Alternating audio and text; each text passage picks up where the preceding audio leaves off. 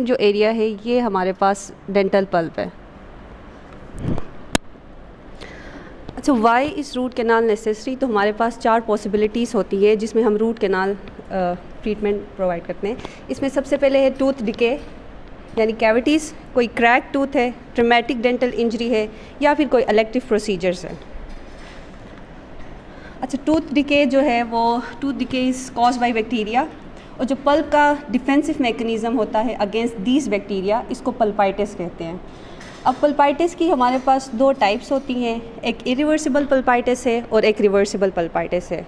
Irreversible pulpitis as it name indicates, जिसमें pulp की दोबारा हीलिंग नहीं होती, तो ऐसे प्रोसीजर में हमें कंप्लीट रिमूवल ऑफ पल्प करना होता है, जिसको RCT कहते हैं।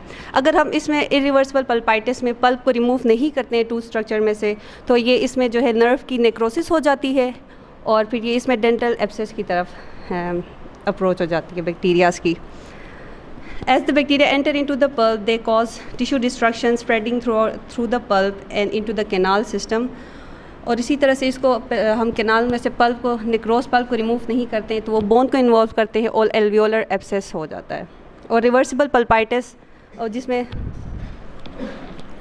रिवर्सिबल पल्पाइटिस जिसमें पल्प की हीलिंग होती है, तो उसमें हम रेस्टोरेटिव ट्रीटमेंट्स की तरफ जाते हैं।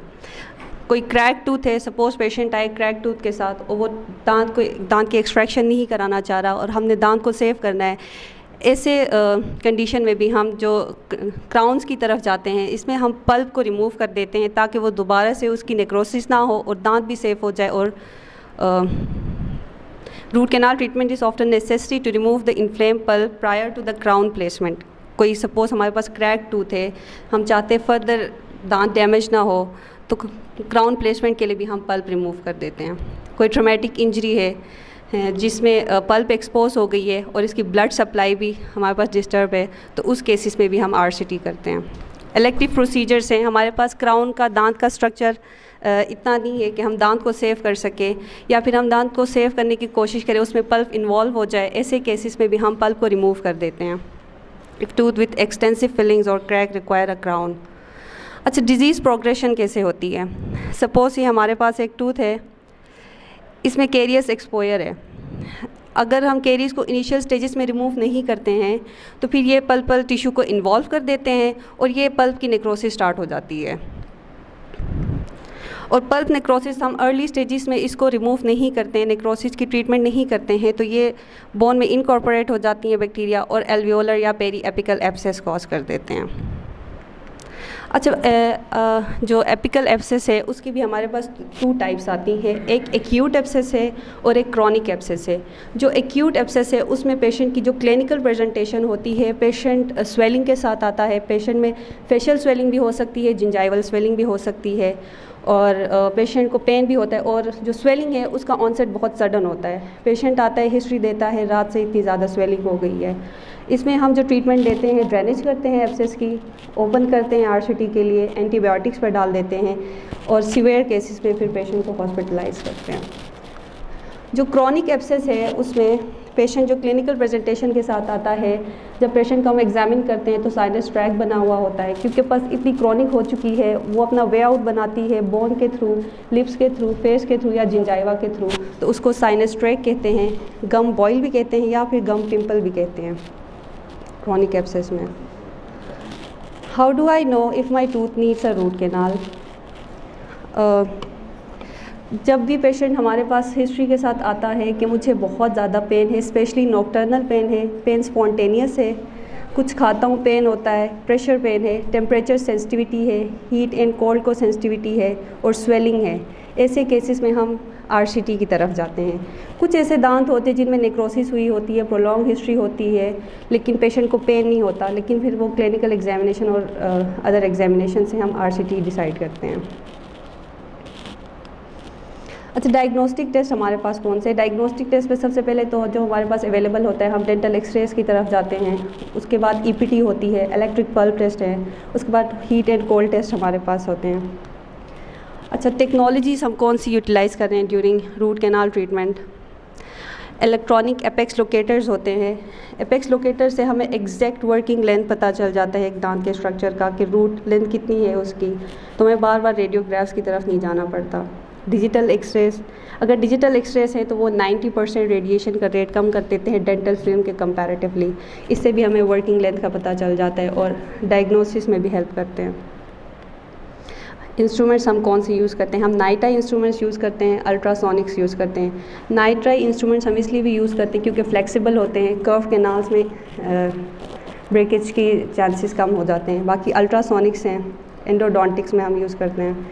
अच्छा, प्रोसीजर अब क्या करते हैं? सबसे पहले रबर डेम आइसोलेशन, ये वैसे हमारे पास अवेलेबल नहीं होता और टाइम कंज्यूमिंग भी है, तो हम कॉटन से ही फील्ड को ड्राई कर देते हैं। आइसोलेशन से ये है कि हमारे पास बैक्टीरिया का जो रेट है वो कम हो जाता है। जब हम कटिंग करते हैं तो डेब्रिस होता है, उसको अवॉइड करने में हेल्प मिलती है। उसके बाद हम सबसे पहले बनाते हैं एक्सेस कैविटी। जिस दांत को रूट कैनाल की ट्रीटमेंट की ज़रूरत है, सबसे पहले हम एक स्मॉल ओपनिंग बनाते हैं। ओक्लूजल सर्फेसिस जो है पोस्टीरियर टीथ के, उनमें ओक्लूजल सर्फेस बनाते हैं। एंटीरियर में पैलेटल या लिंगुअल साइड पे हम छोटी सी ओपनिंग बनाते हैं। फिर उनमें से हम कैनाल्स लोकेट करते हैं। फिर cleaning the root canal system, different instruments use होते हैं हमारे पास। जीजी ड्रिल्स हैं, इनसे हम एक्सेस कैविटी बनाते हैं। ये नाइट आई फाइल्स है, ये रोटरी फाइल्स हैं। इनसे हम पल्प जो है हमारे पास उसको रिमूव करते हैं। Disinfection of the root canal system, disinfection के जो मोस्ट कॉमनली हमारे पास यूज़ होते हैं irrigant, that is sodium hypochlorite. और ये जो हमारे पास रिमूव करने के बाद पल्प कोई डेब्रिस रहती है उसको भी रिमूव कर देता है। नेक्रोटिक पल्प के जो रेमिनेंट्स है उनको भी रिमूव कर देता है हाइपोक्लोराइड। और हाइपोक्लोराइड यूज़ करने के लिए हम स्पेशलाइज्ड ब्लंट नीडल्स यूज़ करते हैं ताकि एपिकल फोरामेन क्रॉस ना हो और पेशेंट को कोई इरिटेशन ना हो। फाइनल प्रिपरेशन में जब हमारी कैनाल प्रिपेयर हो जाती है तो हमारे पास पेपर पॉइंट्स होते हैं, उनसे हम अपनी कैनाल को ड्राई करते हैं ताकि कोई बैक्टीरिया या कोई रेमिनेंट ना रह जाए। उसके बाद हम ऑब्चुरेट करते हैं यानी फिलिंग करते हैं। जो रूट्स की फिलिंग है वो फिर 2 कंपोनेंट से होती है। एक सीलर होता है जो कि एक सीमेंट है, और हमारे पास जो फिलर है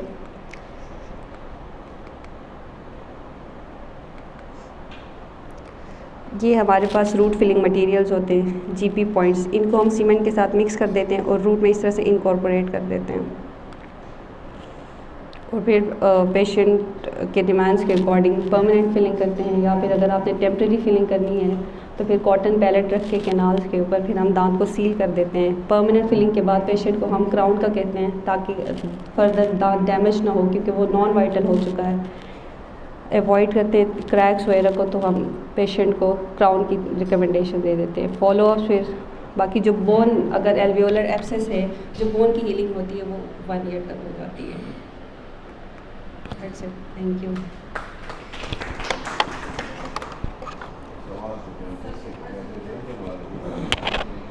अच्छा, बच्चों में फिर क्या बच्चों में कर सकते हैं? जी सर, जी सर, बच्चों की जो हम RCTs करते हैं उसको पल्पेक्टमी या पल्पोटमी कहते हैं। उसमें फिर हमने देखना होता है रेडियोग्राफ से कि इधर बच्चे को पल्पोटमी की ज़रूरत है या पल्पेक्टमी की ज़रूरत है।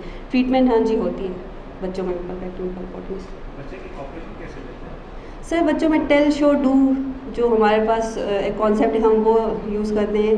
बच्चे को हमने हर चीज़ पहले बताना है कि इससे हमने देखना है, इससे पानी आएगा, इससे हवा आएगी, ताकि बच्चा हमारे साथ कोऑपरेट करे। और